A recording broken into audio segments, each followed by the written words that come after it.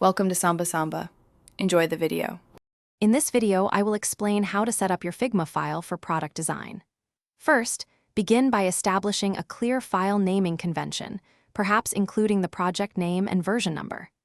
Next, organize your pages logically, dedicating separate pages for different design stages like ideation, wireframes, and final UI. Finally, use sections and frames to group related elements within each page, ensuring a clean and structured workspace for your design process. Now, let's integrate your design system. Create a dedicated page, perhaps named Design System, to house all your reusable components.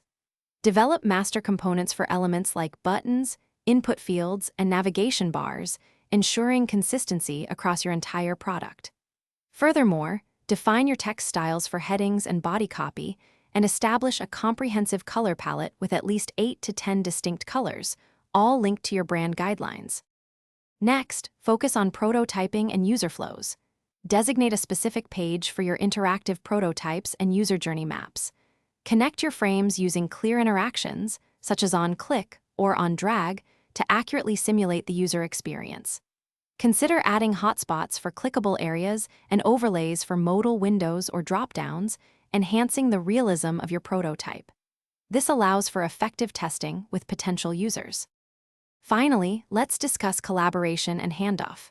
Share your Figma file with team members, assigning appropriate permissions like can edit or can view based on their roles. Utilize comments and annotations to provide clear feedback and instructions directly within the design.